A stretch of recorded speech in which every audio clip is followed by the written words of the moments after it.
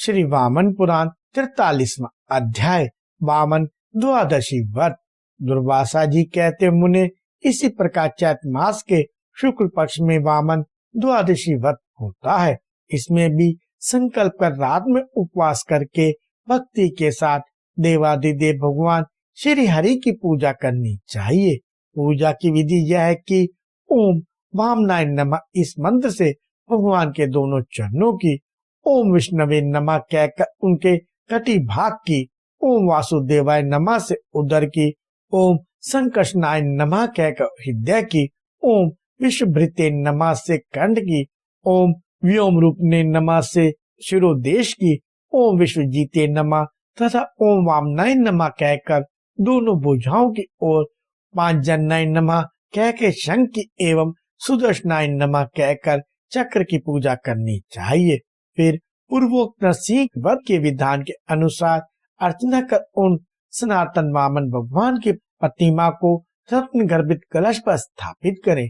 चतुर साधक पहले बताए हुए पात्र पर भगवान वामन की शक्ति के अनुसार स्वर्णमय मूर्ति स्थापित करे और सब कृत्य करे। भगवान को यज्ञोपवीत पहनाए। उन भगवान वामन के पास कमंडलू, छाता, खड़ाऊ, कमल की माला और आसन या चटाई भी रखनी चाहिए। द्वादशी के दिन प्रातःकाल इन उपकरणों के साथ वह प्रतिमा ब्राह्मण को दान कर दे। उस समय भगवान वामन की इस प्रकार प्रार्थना करनी चाहिए, लघु रूप धारण करने वाले भगवान विष्णु मुझ पर प्रसन्न हो। फिर यूं कहे, भगवान आप चैत मास के शुक्ल पक्ष की द्वादशी के दिन प्रकट हुए हैं। मैं आपकी प्रसन्नता चाहता हूँ। सब अन्य व्रतों की तरह इसकी भी विधि है। सुनते हैं। पहले हर्ष नाम से प्रसिद्ध एक राजा थे जिन्हें कोई पुत्र ना था, अतः वे संतान प्राप्ति के लिए यज्ञ एवं तपस्या कर रहे थे। इसी बीच भगवान श्री हरि ब्राह्मण का वेश धारण कर वहां आए और बोले, राजन आपका यह सब उपक्रम किस लक्ष्य को लेकर है? राजा बोले, मैं यह सब पुत्र प्राप्ति के लिए ही कर रहा हूँ।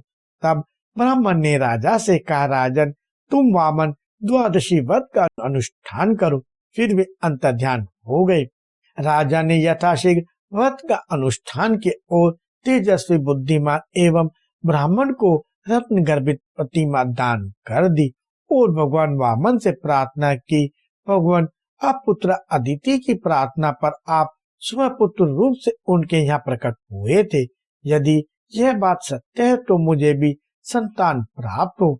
मुझे इस विधान से व्रत एवं प्रार्थना करने पर उस राजा को उग्राश नामक पुत्र की प्राप्ति हुई थी, जो आगे चलकर महाबली चक्रवर्ती सम्राट हुआ।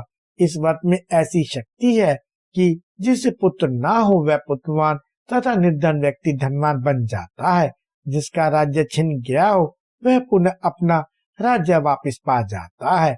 व्रत करने वाला मनुष्य मरने पर भगवान विष्णु के लोक को प्राप्त होता है। फिर स्वर्ग में बहुत समय प्रमोद कर वह मर्त्य लोक में बुद्धिमान नहेश कुमार ययाति के समान चक्रवर्ती राजा होता है।